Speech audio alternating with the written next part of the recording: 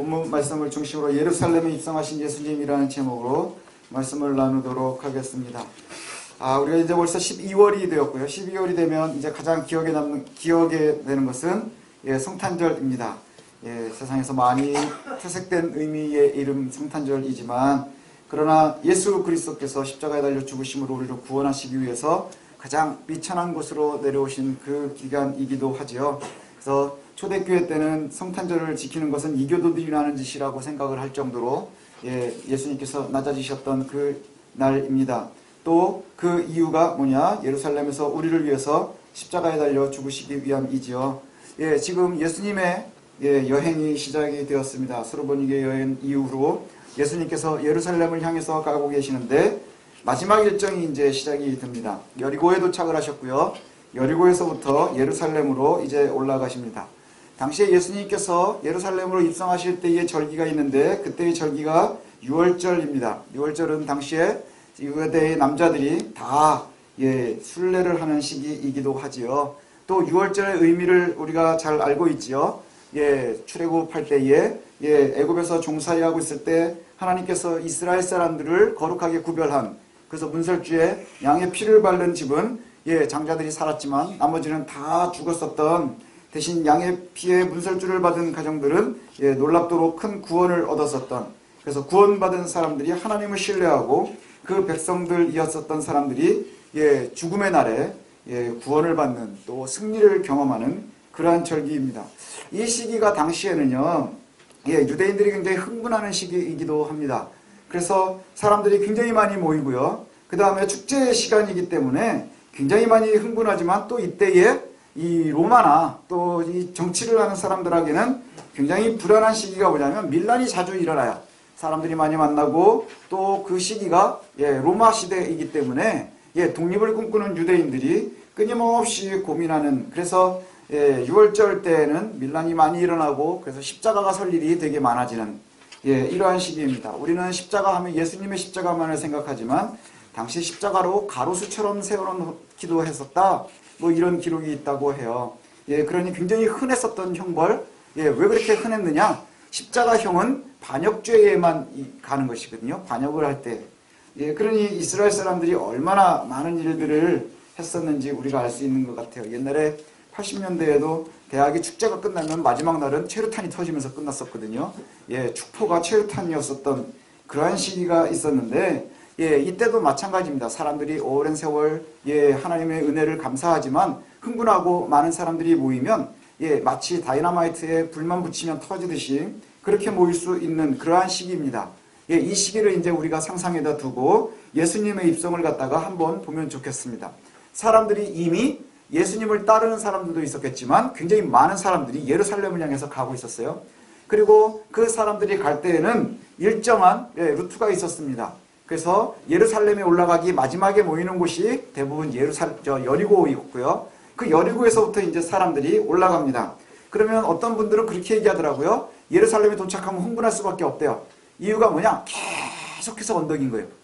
계속해서 언덕인데, 여리고는 저는 이제 성지순례를 못해서 그냥 이렇게 책에서만 보니까 이런 얘기가 있더라고요. 지구상에서 가장 낮은 도시가 여리고라고 그래요. 그래서 해수면보다 250m 정도가 낮대요.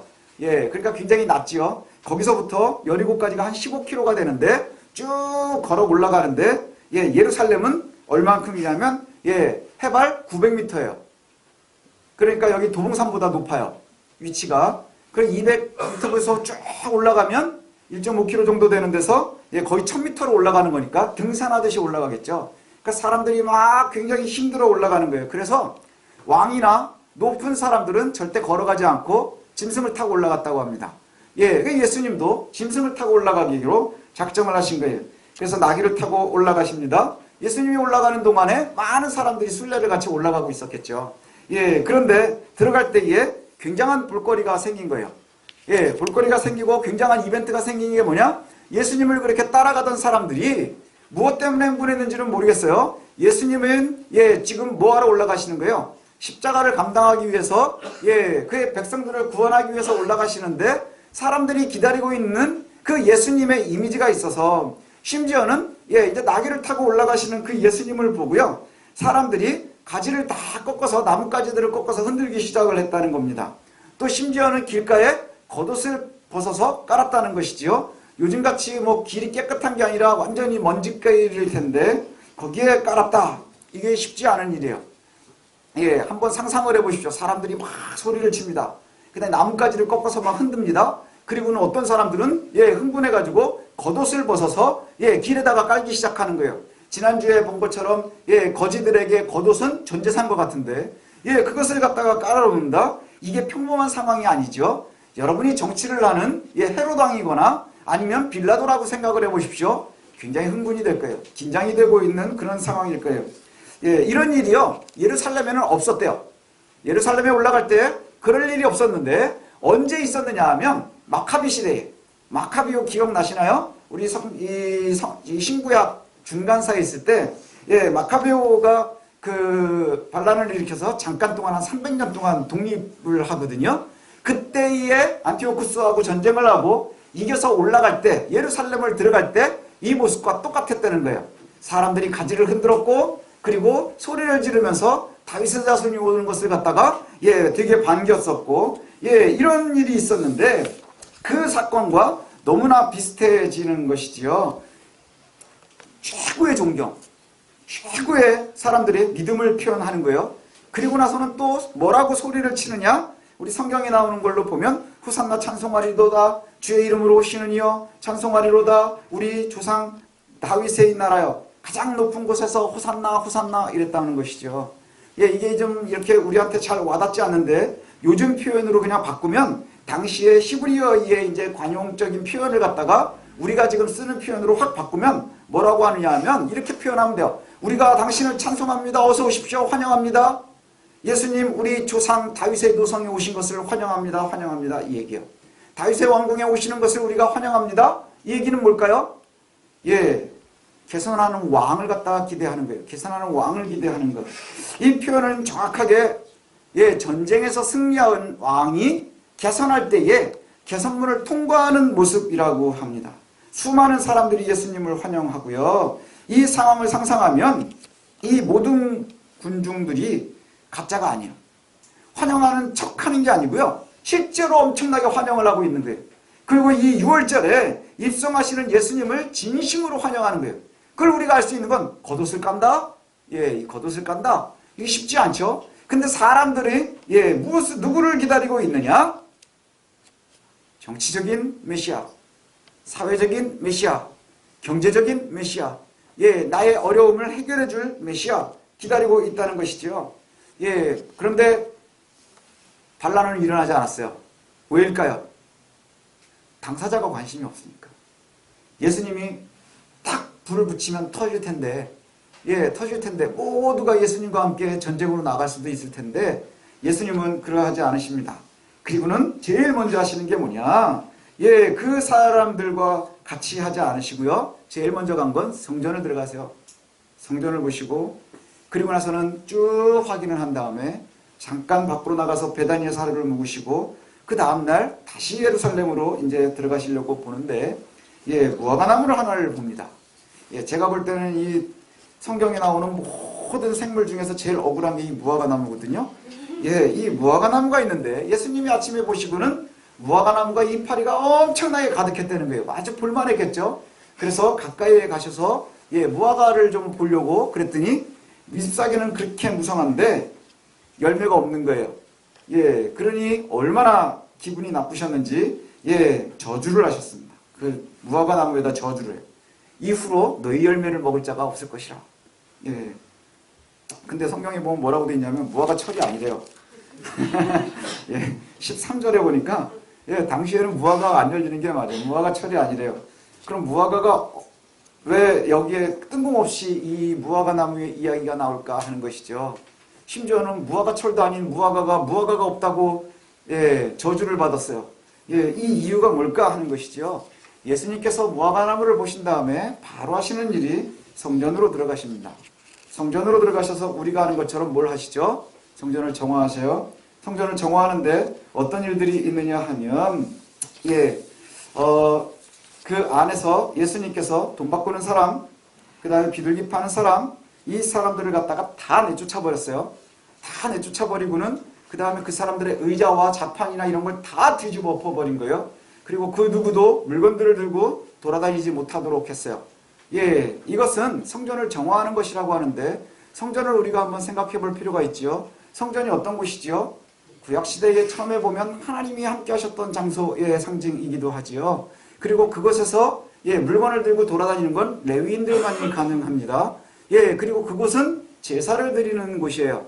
그래서 제사를 드릴 때에는 희생제물이 있어야 되고 동물의 제사를 드리는 것, 이 일이 준비되어야 하지요. 근데 사람들이 전체에 흩어져서 살기 시작을 하면서요, 제사를 드리는 게 어려움이 있었어요.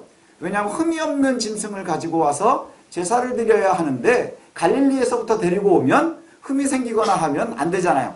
그래서 이 사람들이 점차 어떠한 방법을 쓰기 시작했느냐 하면 돌을 가지고 옵니다. 그리고 성전 주변에서 사서 좋은 제물을 드리기 위한 노력이에요. 처음에는 그렇게 시작을 했겠죠. 그런데 이것이 점점 시간이 지나면서 성전이 망가지기 시작을 했어요. 성전은 그저 제사 지내는 의식만 있는 곳이 되어버렸습니다. 이곳에서만 제사를 드릴 수 있고 제사장이라고 불리우는 사람들만 제사를 집례를 할 수 있어요.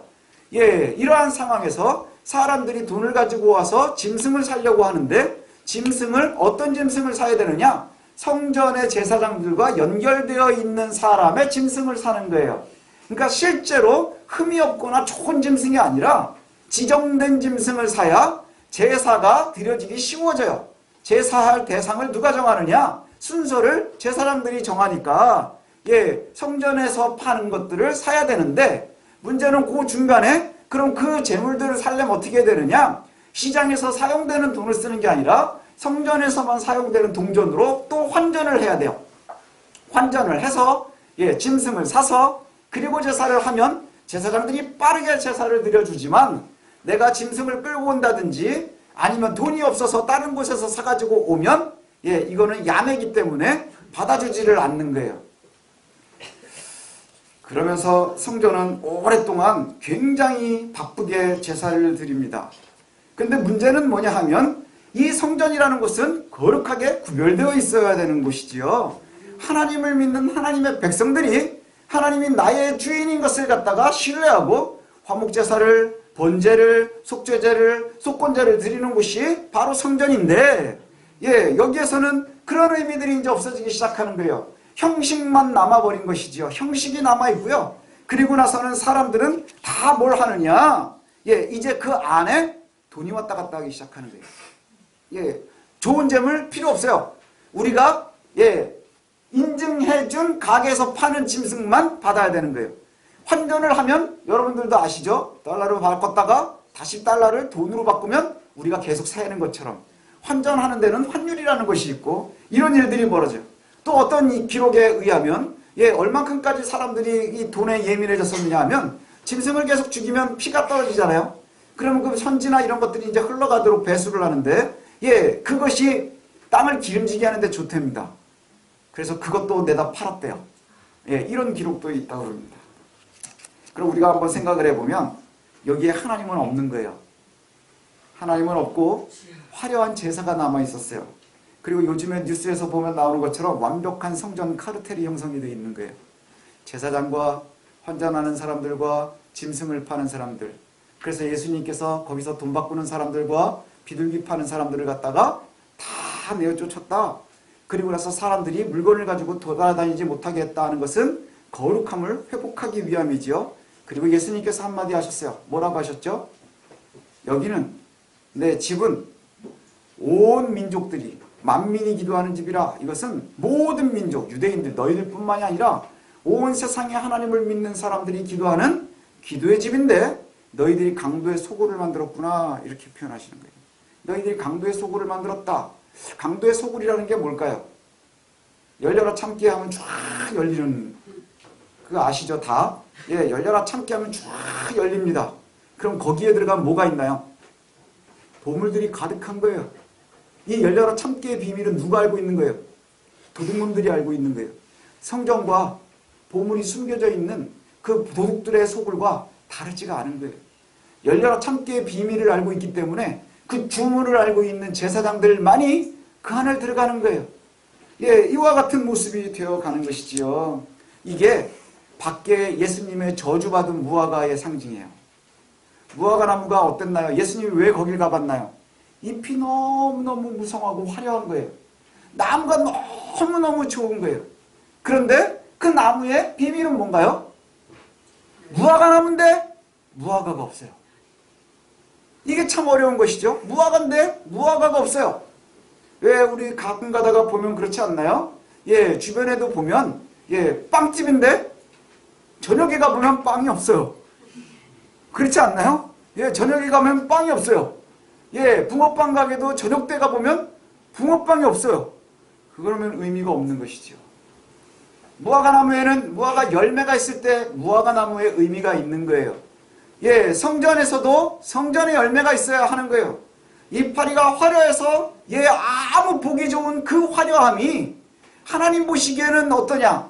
그리스도가 보시기에는 어떠냐? 거기가 강도의 구렬이라는 거예요. 강도의 구렬. 화려하고 많은 사람들이 붐비고 있는 예루살렘, 거기가 성전이거든요. 그런데 사람들은 하나님의 나라를 진심으로 기대하면서 환대를 하지만 다른 걸 보는 거예요. 화려함을 바라보고 오래전부터 화려함에 북적이면서 제사가 끊어지지 않는 것을 보면서 사람들이 헛된 것을 찾아가기 시작을 해요. 뭐라고 하느냐? 이곳에 하나님이 있다. 이곳에 하나님이 있다. 예루살렘은 절대 무너지지 않을 것이다. 왜? 하나님이 계시는 곳이니까. 하나님이 계시는 곳이니까. 근데 여러분 한번 생각해 보십시오. 당시에 예루살렘은 이미 무너졌어요. 이미 무너졌어요. 그렇지 않나요? 예수님 당시의 성전은 이미 이방인들이 있었고 로마 군사들이 돌아다니고 있는 곳이란 말이죠. 그런데 아직도 하나님들은 뭘 기다리고 있는 거예요? 이전에 자기네들은 헛된 것을 따라가고 있는 거예요. 무엇에 홀려서? 화려함 때문에, 짐승 타는 냄새 때문에, 피 비린내 때문에 그것이 그저 하나님이 우리에게 요구한 것이라고 생각을 하고 그대로 따라가는 거예요. 하나님이 피 냄새를 좋아하시나요? 고기 타는 냄새를 좋아하시나요? 아니요. 하나님의 백성들이 하나님을 인정하는 것을 원하시는 거예요. 그리고 너희가 나를 신뢰하라 하는 것을 원하시는 거예요. 예수님이 그래서 이 모든 것을 다 말씀하시고 뭘 얘기하세요? 무화과 나무가 말랐네요. 그래, 무화과 나무가 말랐어? 왜 말랐지? 이렇게 말씀하지 않으시고 하나님을 믿으라 이렇게 말씀하시는 거예요. 하나님을 믿으라. 여러분 누굴 믿나요? 여러분 주먹을 믿나요? 통장 잔고를 믿나요? 아니요. 하나님을 믿으라는 거예요. 하나님을 믿는 사람들이 하나님의 백성인 거예요. 여기에서 화려함을 따라가는 것, 짐승을 매일매일 태우는 것, 아니면 돈을 많이 들이는 것, 헌금을 많이 하는 것이 아니라 하나님을 신뢰하는 사람들이 하나님의 백성인 거예요. 그 많은 제사장들이 있고 쉬지 않고 제사를 하고 있는 성전에서 주님께서 열매를 찾지 못하고 이렇게 말씀하세요. 하나님을 믿으라. 이스라엘 백성들은 언제부터 하나님을 믿었을까요? 아브라함 이후로는 계속 하나님의 사람들 아닌가요? 그럼 아브라함 때부터인가요? 아니요. 아담의 때부터 하나님의 백성이에요. 우리가 창조된 섭리의 이유가 뭐예요? 우리가 하나님을 영화롭게 하기 위함이거든요. 하나님의 백성으로 살아가야 되는 거예요. 그런데 주님께서 지금 그 오랜 세월 후에 완성되어 있는 좋은 성전에서 말씀하시는 게 뭐예요? 하나님을 믿으라. 그리고 하나님을 믿는 사람들에게 무엇을 요구하나요? 기도를 요구하세요. 하나님을 믿으라. 예. 하나님을 믿는 사람들은 기도하는 것이지요. 내 집은 만민이 기도하는 집이라 이렇게 말씀하시고 또 너희가 기도해야 된다 이렇게 말씀하세요. 하나님을 믿는 것이 가장 중요하고 또 예식이나 성전이나 장소나 이러한 틀이 중요한 것이 아니라 하나님의 창조의 섭리를 기억하고 또 우리의 존재가 하나님에게 있음을 기억하고 그분을 신뢰하고 의심하지 말라, 기도하고 믿으라 이렇게 말씀하세요. 그러면서 뜬금없이 무화과 나무가 마른 것을 보면서 기도의 방법을 알려주시지요. 예, 너희가 하나님을 신뢰하고 그리고 믿고 의심하지 말라. 왜 믿고 의심하지 말라 그럴까요? 야, 지금 성전 돌아가는 꼴을 봐라. 하나님이 살아계시면 이럴 수 있을까? 뭐 이런 생각이 들지 않겠어요? 당시에도 바리새인들은 그래서 바리새파와 사두개파가 나눠져 있었는데 사두개파는 굉장히 권력주의자들이었어요. 그래서 성전 중심으로 있었고 왕들과 친했고 권력자들과 친했어요. 귀족들과 친했고. 그런데 바리새인들은 왜 사람들이 좋아했느냐? 예, 동네 훈장 같은 사람들인 거예요. 예, 그래서 이 사람들은 서민들과 친했고 그리고 율법을 가르쳤고, 그래서 바리새인들은 자꾸 율법을 이야기하고 사두개인들은 자꾸 제사를 이야기하고, 예, 이러한 상황인 거예요. 거기에 누가 진짜냐 하는 거죠. 사람들이 의심하기 시작하지 않겠어요? 바리새인들이 가르치고 성전을 보니까 어쩔 때는 대제사장이 하나가 아니라 셋이기도 하고, 예, 이러한 시기. 그리고 대제사장이 다리를 돈을 주고 사고 파는 시대, 그러한 시대였단 말이죠. 그때도. 예, 그럼 그 시대의 사람들이 볼 때 성전을 보면서 무슨 생각을 했겠어요? 과연 여기에 진짜 하나님이 계실까? 근데 겁나니까 제사는 계속 드리지만 정말 하나님이 계실까? 자꾸 스스로 의심이 가지 않았겠어요? 하나님께서, 주님께서 우리에게 말씀하시는 것도 바로 이거예요. 주변의 여건을 한번 보십시오. 예, 교회들이 손가락질 당하는 걸 보십시오. 예수님 당시의 성전과 다를 바가 하나도 없는 거예요. 그렇지 않나요? 예, 화려함은 최고입니다. 많은 사람들이 모입니다. 그 안에 권력자들만 모으면 나라를 3번도 더 뒤집을 거예요. 30번도 더 뒤집을 수 있을 거예요. 그런데 교회는 계속해서 손가락질의 대상이 되어가고 있고 세상을 바꾸는 데는 전혀 힘을 쓰지 못하고 있고 그리스도의 이름을 이야기하면 끊임없이 사람들의 공격을 당합니다. 이유는 뭘까요? 성전에 열매가 없기 때문인 거예요. 무성한 이파리만 가득하기 때문인 거예요. 화려함만이 남아있기 때문인 거예요. 짐승 타는 냄새와 그 다음 피비린내만 가득하기 때문이라는 것이죠. 그때의 저와 여러분에게 주님께서 오늘도 또 하시는 말씀이 바로 그거예요. 하나님을 믿으라. 하나님을 믿으라. 하나님을 믿고 기도하면 그대로 될 걸 신뢰하라는 거예요. 하나님은 신뢰하는 대로 된다요. 예. 이것이 우리에게 참 중요한 말씀인 듯합니다. 예. 너희들이 하나님을 믿으라. 그리고 하나님을 믿고 기도하고 구하라. 그러면 받은 줄로 믿으라. 예, 이루어 주실 거예요. 예, 분명히 이루어 주실 거라고 그렇게 얘기를 해요. 그리고 너희들이 또 살아가는 모습을 이야기하는데 우리가 잘 들어야 될 게 그거예요. 너희들이 기도할 때에 누군가가 혐의가 생각이 나면 이게 뭐냐? 누군가를 의심하거나 미워하거나 누군가가 나에게 잘못한 게 있으면 제일 먼저 뭘 해야 되는 거예요? 가서 용서하래요.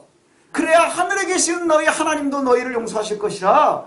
주님께서 가르쳐주신 기도에도 뭐라고 되어 있죠? 우리가 우리의 죄를 사하여 주신 용서한 것 같이 주님 우리에게 용서해 주십시오. 또 예수님께서 베드로에게도 그렇게 얘기했죠. 예, 한없이 이런 것이 7번 예, 그렇게 용서하라 이렇게 말씀해요. 그게 뭐예요? 우리가 하나님을 믿는다면 신뢰하라는 거예요. 의심하지 말라는 거예요. 근데 우리가 하나님이 가르쳐주시는 말씀대로 살면 손해볼 것 같거든요. 신뢰가 가지 않거든요. 그렇지 않나요?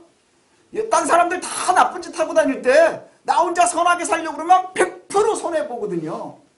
근데 하나님께서 책임져 주신다고 성경에 말씀하잖아요. 그럼 믿으라는 거예요. 그대로 믿고 가라는 거예요. 예, 얘가 공부를 더럽게 안 하는데 내가 열심히 믿고 기도하면 걔가 성적이 올라간다는 의미가 아닌 거예요. 우리가 이걸 자꾸 오해하면 뭐라 그래요? 내가 기도하고 너 무엇이든지 기도하고 구하면 그대로 다 받을 것이라. 예, 열려라 참깨가 아니거든요. 주기도문이 주문이 아니거든요. 주님이 가르쳐주신 기도의 틀이지 그것이 주문이 아니거든요. 예, 우리가 하나님을 믿는다는 것은 바로 이거예요. 그리고 그 뒤에 바로 따라 나오는 말씀이 바로 이것이거든요. 너희가 혐의가 있으면 용서하라. 이웃과 다 화친하고 그래야 주님께서도 너희에게 그와 같이 하신대요. 이제 우리가 꼭 기억해야 될 것이 이겁니다. 성전은 화려함에 있는 것이 아니에요. 돈에 있는 것도 아니고, 예, 우리가 모여서 이 모임이 크든 작든 나이가 많든 적든, 예, 많이 배웠건 못 배웠건 많은 것을 가졌건 적게 가졌건 가장 중요한 것은 우리가 하나님을 믿기 때문에 모여 있다는 것이죠. 어느 곳에 있든지 하나님을 믿는 사람들, 하나님의 백성들, 그리고 그 하나님의 가르침대로 따라가면 하나님께서 우리의 기도의 제목을 들어주실 거라는 것, 이것을 흔들리지 말고 믿으시기를 바랍니다. 지금 이 시대에 우리는 더욱더 이러한 믿음이 필요한 것 같아요. 당시에 예수님께서 성전을 정화하실 때의 모습과 지금의 한국교회의 모습이 별로 다르지 않거든요. 예, 우리의 모습이 별로 다르지 않거든요. 그때 여러분에게 하시는 말씀이 뭐예요? 하나님을 믿으라. 하나님을 신뢰하십시오. 하나님께서 해주실 것을 우리가 믿으셨으면 좋겠습니다. 아멘. 그러면 사람들은 이렇게 물을 거예요. 너 무슨 권위로 그렇게 얘기하느냐? 주님께서는 얘기를 안 하세요. 왜 얘기를 안 하실까요? 얘기하면 싸움이 될 테니까. 그래서 세례 요한을 이야기하시죠. 저와 여러분들도 마찬가지입니다. 사람들은 권위에만 관심이 많아요. 그 권위는 어디에 있을까요? 아마 이 사람들이 묻는 권위는 너 누구네 집하냐? 너 무슨 소속이냐? 어느 학교 나왔느냐? 누구에게 권리를 샀느냐? 뭐 이런 것도 아니겠습니까? 요즘으로 이야기하면 너 어느 학교 나왔니? 학위가 어떻게 되니? 뭘 받았니? 누구네 줄이냐? 누구 밑에 있느냐? 뭐 이런 것일 거예요. 그러나 주님께서는 그것을 원하시지 않으세요. 우리가 이곳에 있는 것은 지위 고하를 막론하고 또 빈부격차 없이 하나님께서 우리를 부르셨고 그리고 우리에게 요구하시는 것은 하나님을 믿으라. 그리고 믿는 대로 기도하고 구하는 거예요. 그럼 구하는 대로 이루어 주실 것을 의심하지 말고 믿으십시오. 그럼 주께서 이 어려운 시대에도 하나님께서 우리를 위해서 일하실 겁니다. 그리고 그것을 갖다가 우리가 받아서 누릴 수 있는 것, 이것이 참으로 중요한 시대가 되어가는 것 같습니다. 오늘 본문의 말씀처럼 정말로 우리가 혹시 저주받은 무화과 나무처럼 화려하기만 하지는 않은가? 이파리는 없어도 돼요. 열매가 있으면 무화과 나무인 거예요. 우리가 꼭 기억했으면 좋겠습니다. 성전은 기도하는 것이고 우리는 하나님을 믿기 때문에 모여 있는 것이고 그 하나님을 믿는 사람들은 하나님이 원하시는 대로 살아가면서 의심하지 않는 거예요. 그대로 될 것을 우리가 신뢰할 수 있었으면 좋겠습니다. 그래서 주님이 오늘도 우리에게 이렇게 말씀하시는 것 같아요. 하나님을 믿으라. 하나님을 믿으라. 우리에게 조금 더 구체적으로 얘기하면 주 예수를 믿으라. 그리하면 너와 내 집이 구원을 얻으리라. 이것이 오늘의 결론이 되었으면 좋겠습니다. 기도하겠습니다.